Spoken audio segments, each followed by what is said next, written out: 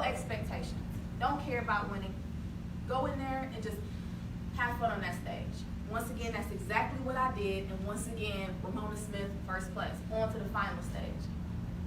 Once I got to the final stage, it was surreal. It was surreal. Everybody's watched the speech, right?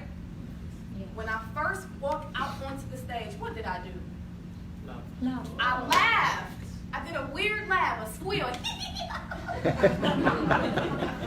I couldn't control it. I was nervous.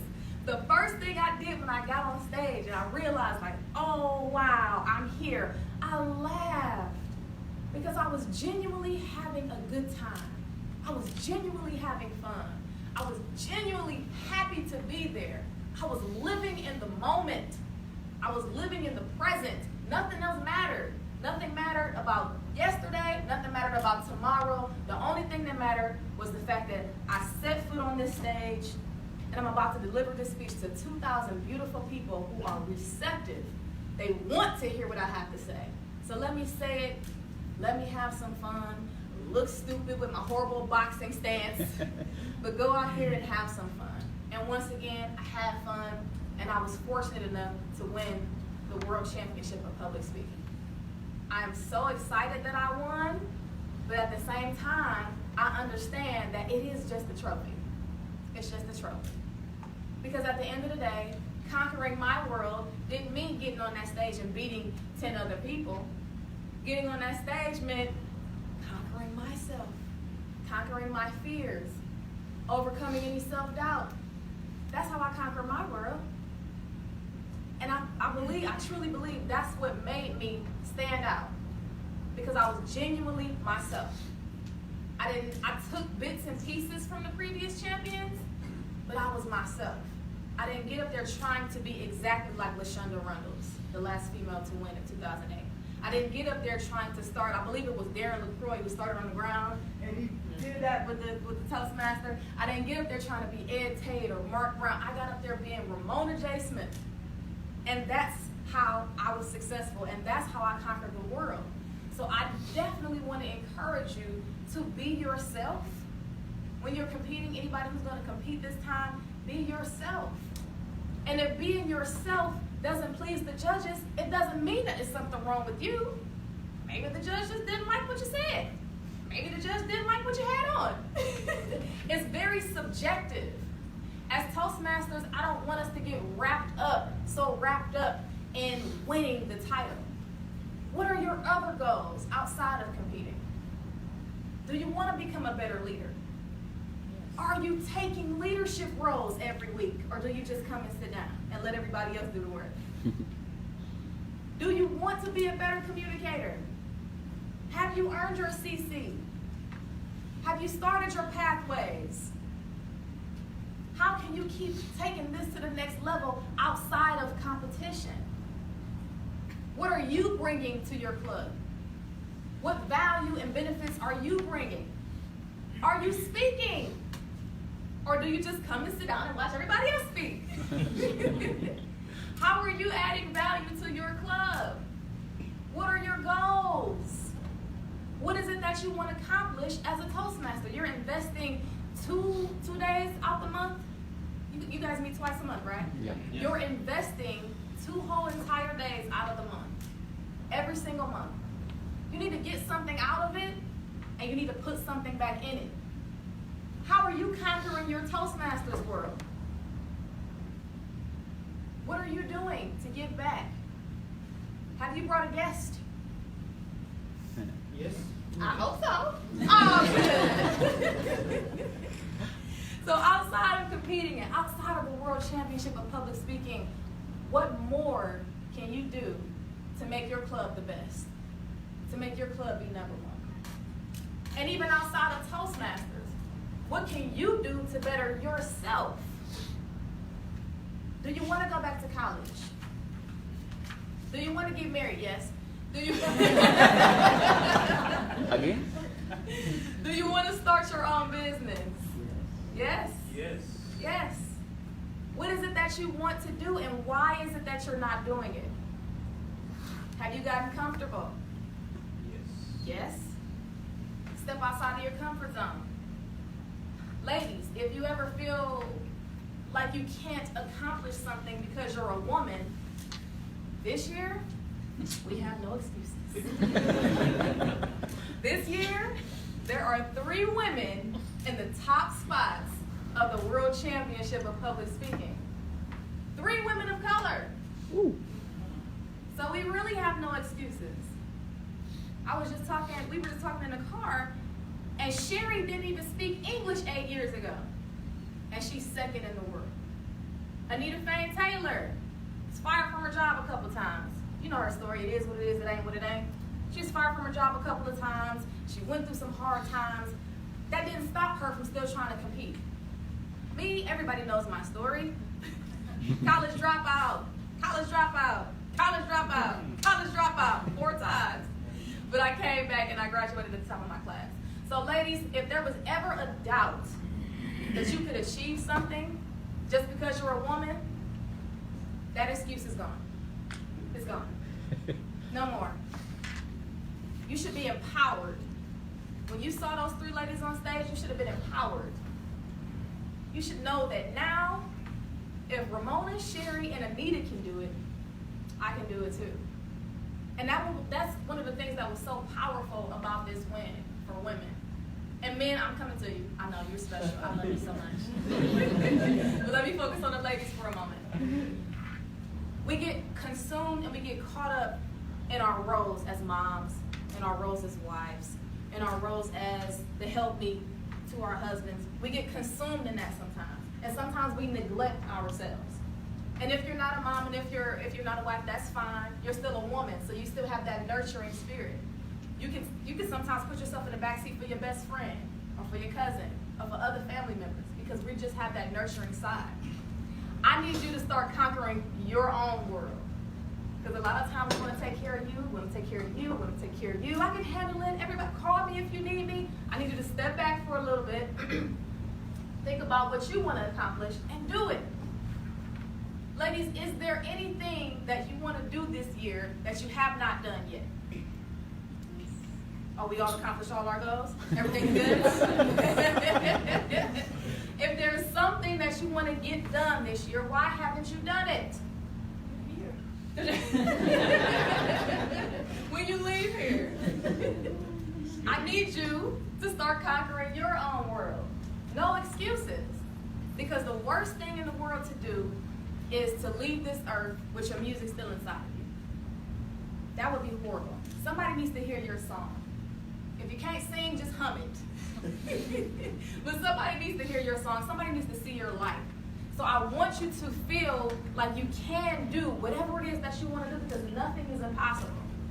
If Sherry can be the second best speaker in the world and she didn't even speak English 8 years ago, that should tell you something. That should be a sign that you can do anything that you want to do. So I'm not going to spend too much more time on the women because I know the men feel left out. How are you? Sorry, we're upset and we're leaving. Come on, guys. You guys, I'll tell you, it's a male-dominated competition, so we know that you guys are amazing. We know that you guys are awesome. Men, I would love for you to continue to support us, to continue to provide for us, not just at the mall. At club level only. Huh? Up to club level only. Up to club level. Maybe discount area level. But continue to give us your strength. Continue to give us that strong shoulder when we're crying. Continue to. Our dreams. Your dreams? we always support your dreams, of course. You guys are the matriarchs. You guys are the leaders. You guys are the head, and I respect it and I understand it. And so I just need your continued support as these ladies figure out what they want to do and how they can conquer their world. One word from you, one word from your man can just make you feel like you can do anything. If your man kisses you on the forehead in the morning and tells you you're beautiful, that's going to make you feel like you can go out there and do anything. One little tap on the leg, a little wink. That can make her feel like she's the most beautiful woman in the whole world. So men, I thank you for your provision. I thank you for your protection. I thank you for your knowledge, for your intelligence, for your leadership. We need you. We need you and we love you. We're strong because we're a reflection of you. So thank you.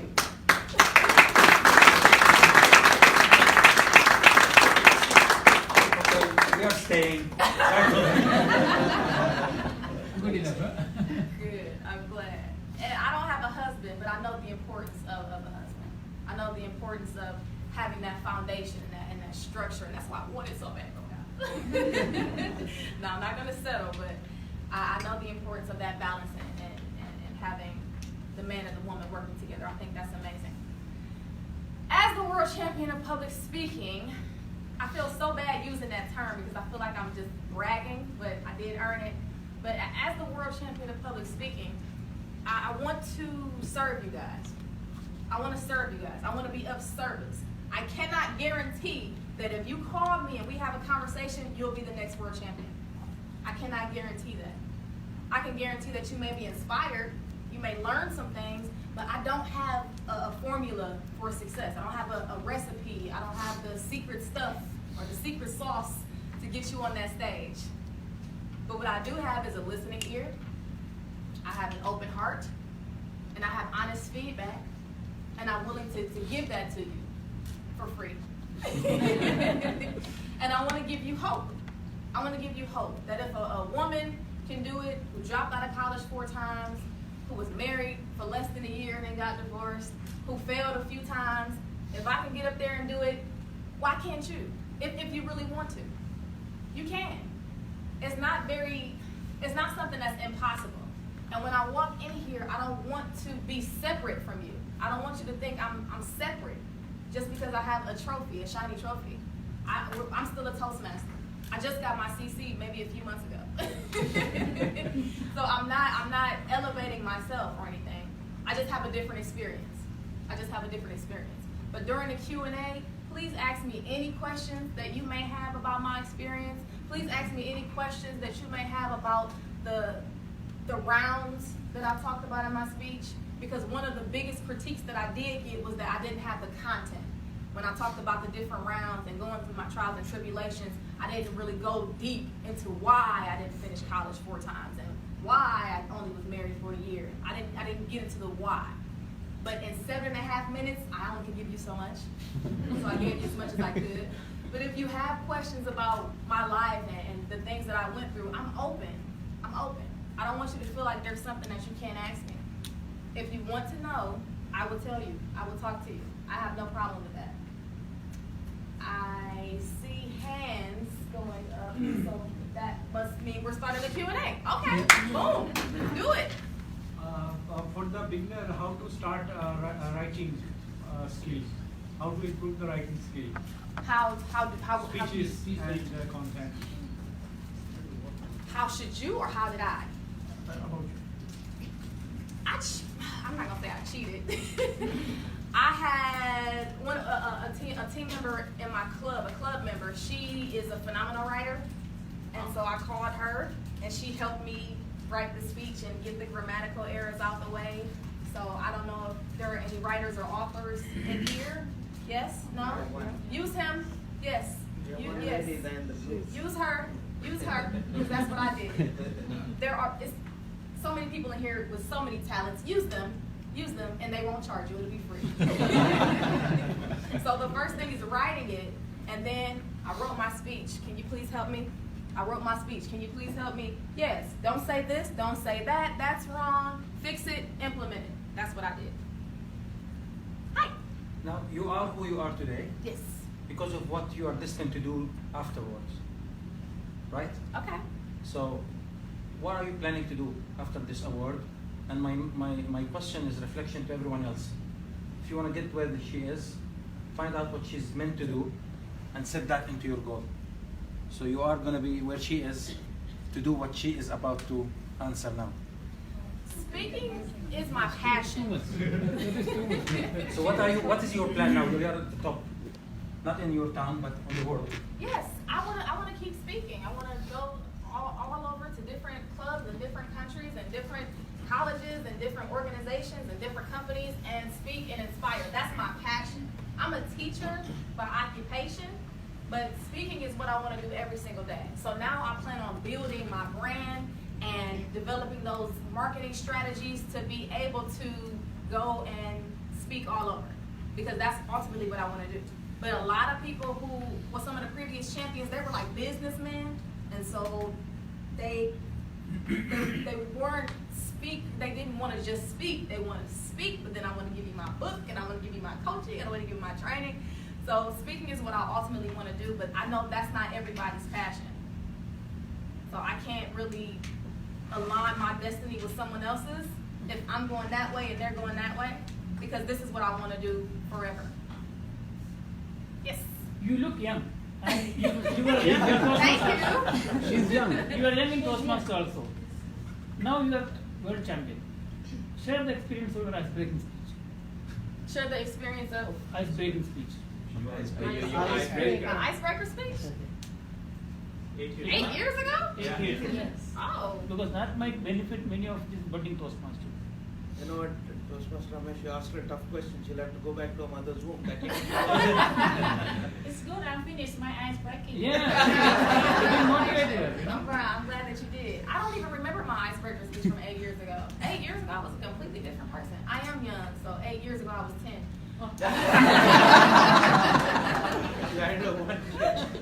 And because I like to speak, I don't really get too nervous in front of crowds. Because I know a lot of people, when they're giving their icebreaker speech, they're shaking and they forget the words and they're looking on the piece of paper and may drop the piece of paper. I've never really gotten nervous in front of crowds. So my icebreaker speech, I don't think it was that bad. How was yours? Was it okay? It's finished. Yes. Yes. All the way. My question is, being a Toastmaster, when you started your journey 8 years back, and you said you finished your CC just now. So for me to understand like the progress that you made from these 8 years, so are you are you a dropout from the Toastmaster? Yes, that's it. Or how was your journey? I mean, how many meetings you were attending, and how many times you were going in a month's time on a stage and doing projects and stuff? In 2000, I actually joined in 2010 in Los Angeles. That club was a little different. It wasn't very structured. It was organized, but it wasn't a typical club. The president was a little Asian woman, and she wore kimonos, and she was very animated. It was nothing like we sit down and we have this and this and this and this. It was, ladies and gentlemen, Toastmasters, welcome to the greatest show on earth.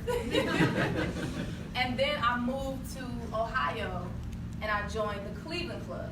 And the Cleveland Club is very professional, very sophisticated, very organized. And everybody wears their suits and everybody is corporate and we're meeting every Thursday during our lunch break. That was that club. And in that club, I almost had my CC. I almost did it, but I didn't do it. And in between 2010 and 2015, I didn't belong to any club. So for 5 years, I wasn't active. And then 2016, I was a little active, but after I lost at the club, I kind of stepped away, which we sometimes do when we lose. And then just recently, in January, I joined in Texas, because I live in Texas now. I joined the Cypher Super Speakers, and now I became more involved. And now I started coming regularly, and now I'm an actual Toastmaster. I actually participate and I actually engage, and it was all over the place. It was kind of wacky, so I don't have like a straight and narrow journey. It's all over the place, but now I feel like I'm able to, that's why I got my CC. I wanted to get my CC before I went. Now I'm dedicated. Now I'm there for the right reasons, and now it's intentional. Did that answer your question? So active years would be around 1.5 years? Or 2 years? Yes, active years about 1.5. Yes. Toastmaster Ramona, just a quick one. So when you're preparing for your international speech, a lot of us, we go back to school, so when you're preparing an examination, I would look at past examination papers. Did you look at the speeches over the years? And if I may ask you this, the speeches that I have seen over the last 4 or 5 years, they usually have 2 distinct situations, and they would pass a message and come back and then close the speech. But in yours, we saw 3 different situations that came in. You had college, you had your divorce, and then you also had a part of your Toastmasters journey. Now, if I may ask you, how did you place the speech? Did you actually draw from the speeches that you saw, or was it that you tried something? Both. I was watching past speeches obsessively. I was watching them day and night. I was studying them. I was observing and analyzing. I love DJ's speech. I see something. That's why I did the Mr. Contest Chair, fellow fighters, because he did Mr. Contest Chair, fellow flowers in his opening. Who else did I take a little bit of things from? Of course, Darren LaCroix with his animation and his storytelling, and he's very boisterous. So I watched them obsessively, and I'm ashamed to admit it, but I watched them over and over and over. And I did want to bring something different because I wanted to stand out. And I'm very non-traditional, and please don't think that this is the right thing to do. I wrote that speech the night before the contest. And so I was in the hotel room with my district leaders, and we pieced it all together. And they were the reason why I didn't speak when I was walking, because they said, bring the audience on a journey with you silently. Bring the audience on a journey with you silently. And that was very risky because I'm taking up time by not saying anything. But they helped me put that together, and I did want to be different, but I did want to stick to what I had seen already with the other champions. So I guess it will be just like a little bit of both. So if I may sum up, so what amount of time do you suggest ideally should go into viewing your speeches of the past and then zeroing on what you should be saying? How much time do you think? 60, 40, 80, 20, 10, 90, anything like that? I guess it just depends on what type of person you are. If you're a very organized person, I would say as soon as you know that you're going to the semifinals, you should start working on your final speech, if that's the type of person that you are. If you're creative and artistic and non-traditional like me, then you have to take it as it comes.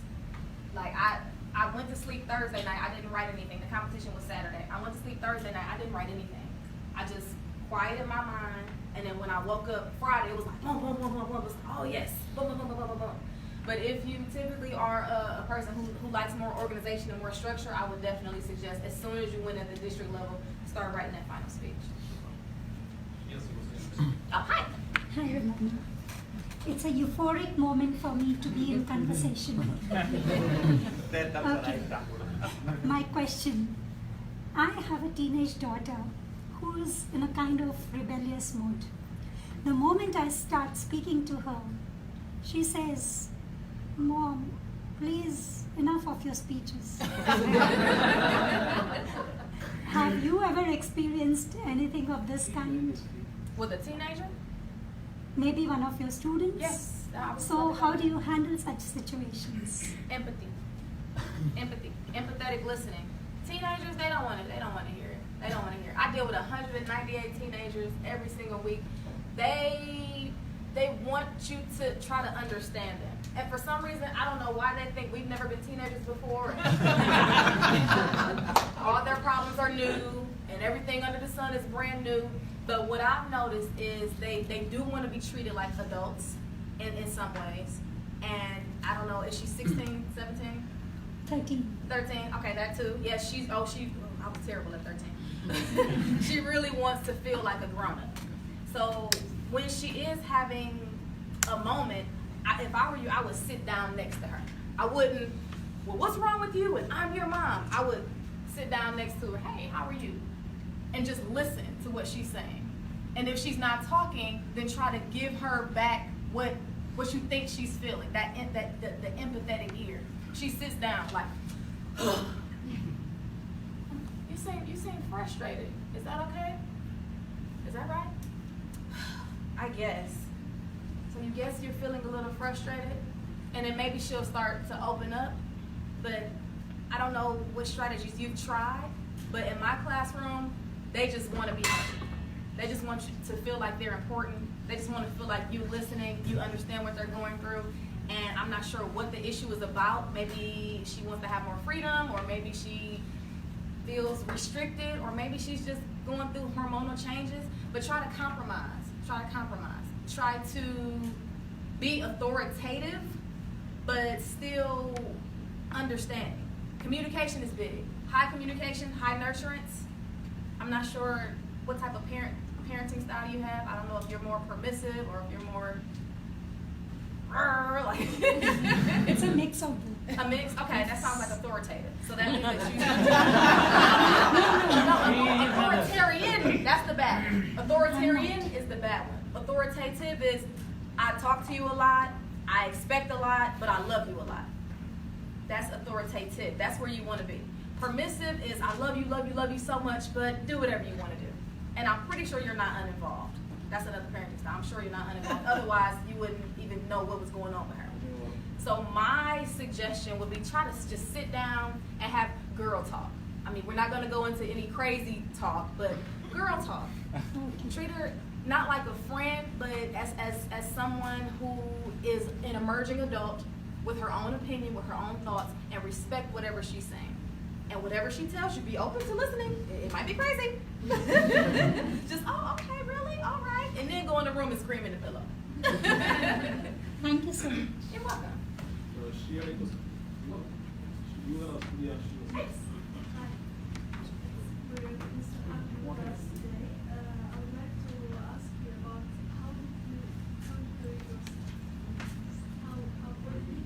I failed a lot.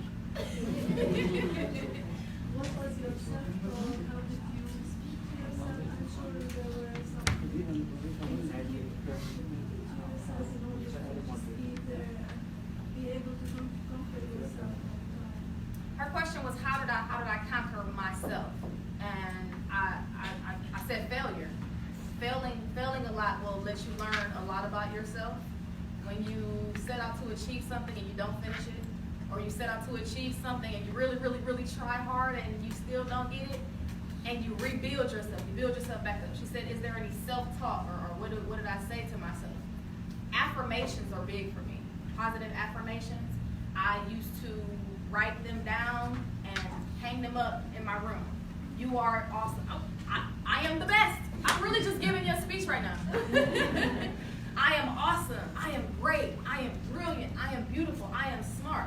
And you see these things and you tell yourself these things every single day, and eventually you're going to start believing it. So I started with affirmation.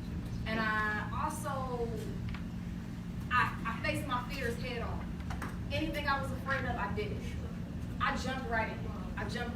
Because it'll help you learn about who you are. It'll help you learn about your limits, your boundaries. It'll help you understand that you really have no limits. The only thing limiting you is yourself. And so I will start with positive affirmations to myself. I also do this thing called 40 days of I am, where for 40 days I write down 40 statements of I am. Every day when I wake up, 40, they have to be positive, only positive. And you have I am love, I am peace, I am amazing, I am a global traveler, I am the world champion of public speaking. For 40 days straight, every morning you write 40 I am statements. And even if you have to write the same thing over 40 times, if you keep on telling yourself those good things, you're going to start to believe it. It's the same thing we do to our kids. You are awesome, you are so smart, and they keep hearing it, they're going to start to believe it. So give what that love that you give to them, give it to yourself. You're welcome. Oh, wait. I was wondering, what's your opinion on mentorship? Do you have any mentors? Do you work with people that help you? Besides the girl that has right in your speech. But is there anyone that you use to practice, to get feedback, someone you talk to, or how does that work for you? In Toastmasters, I didn't have a direct mentor, but as I started getting more serious about the competition, my district leaders were the ones I looked up to for mentorship. Because my district leaders have seen thousands of speeches. They know what a good speech looks like, and I was able to, and I trust them, and I respect them. So whenever I gave a speech at these different levels, I would ask them what they thought about it. I would practice over Skype. I would practice my speech, and the three of them would give me their feedback and suggestions. So in Toastmasters, I didn't have a direct mentor, but I leaned on my leaders. I leaned on my leaders heavily. But in real life, yes, have to have mentors because I was tired of failing.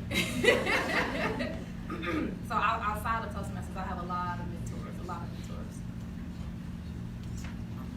Hi, Ramona. My question is, I happen to listen to so many speeches of world champions, and almost all the winners, they have incorporated a story from Toastmasters, something a minute of part about Toastmasters. What do you think? Like, is it important to incorporate the experience of Toastmasters to win?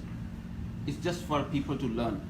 Or it's okay, we can speak about, because most of the winners, they incorporated something about Toastmasters, their experience about Toastmasters. What is your take on it? And did you learn from your mentors to incorporate your experience about Toastmastering to kind of winning or inspiring judges, our audience? Your take, please. It really depends, because Darren LaCroix, who does a lot of critiques of speeches, he does not like that. He does not like when people get on a world championship stage in a speaking contest and talk about speaking. He doesn't like that. Personally, I was just telling my story, and it just happened to be a big part of my story. But I don't think you have to talk about Toastmasters in your speech to win. I don't think that is necessary. But my question was, like, most of the winners, they won because they have incorporated Toastmasters experience. All the winners, I mean, even you and your runner-up and second runner-up, they spoke about Toastmasters. Isn't it important? Is there a trend coming? Is it? Which one? Today he also used Toastmaster. The day he was from through.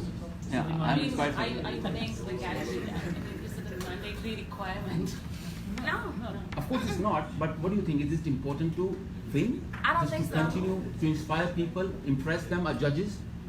Just by saying that you were, just by incorporating that Toastmaster story? Experience, yes. I don't think so. I don't think so. I mean, this year maybe it was just a coincidence that we all mentioned it.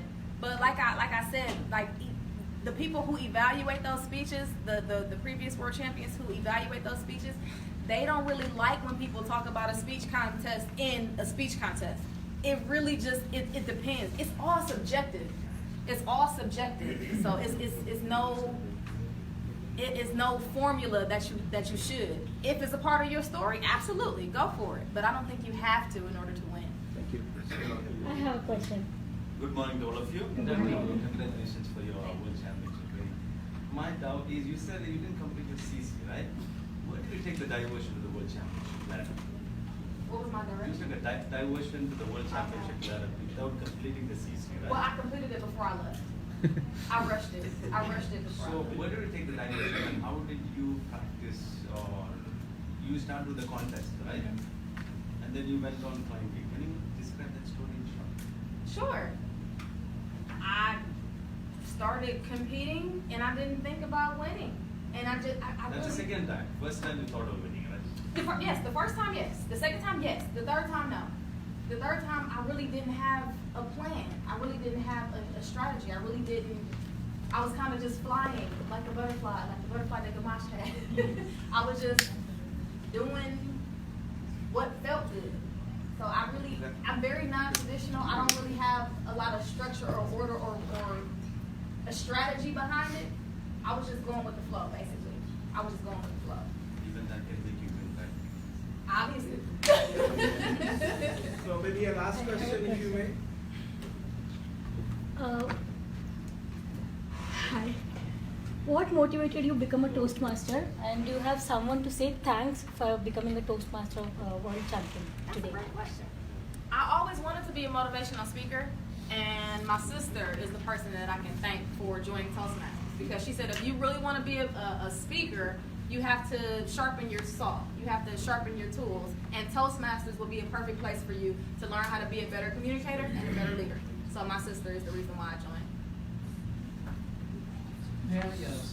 If you'd like to take one more question, yeah, go ahead. Please, Ramona. Many experts suggest that you provide first ending in the speech. So, what is your opinion? First, you ending and then begin the beginning. The second thing is, how important is it to memorize your speech? Once again, I'm non-traditional. I don't go from A to B. I like to start with my title first. So I don't know if that's upside down or backwards. I like to start with my title and I let everything trickle down from there. and you said how important is it to memorize? To memorize. Oh, you have to. Now that you have to do. Memorizing your speech, that is imperative. That's practice. That's time put in. That's rehearsing in my pajamas in the hotel at the convention. Memorization, that's a priority. That's something that you have to do. Yes. You're welcome. Just one last question. Yes. Only last question. Final question. So the message is be more of yourself. Yeah. So I'm budding Toastmaster. I recently joined Toastmasters Club. So I want to become a world champion of Toastmasters, but now I do not want to because I want to conquer myself to be more understand and live the life to the fullest. Should I drop Toastmaster and conquer myself? So what's your take on that? If Toastmasters is a part of helping you, if it's a part of improving you, if it's a part of your professional development, I wouldn't stop. I would keep going. And when you feel like the time is right for you to compete, compete. Just go with the flow. You're welcome. Thank you very much.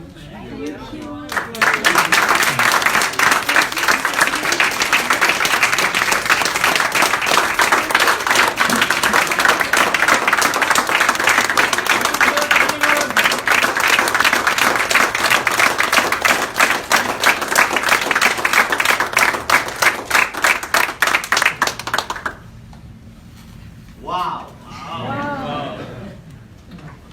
I am inspired by this splendid, wonderful speech. Start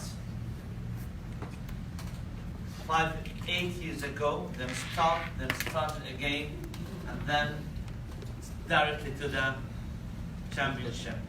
Wonderful. So I have my future. I have to think. I have to adapt myself in order to get that one. The delicate balance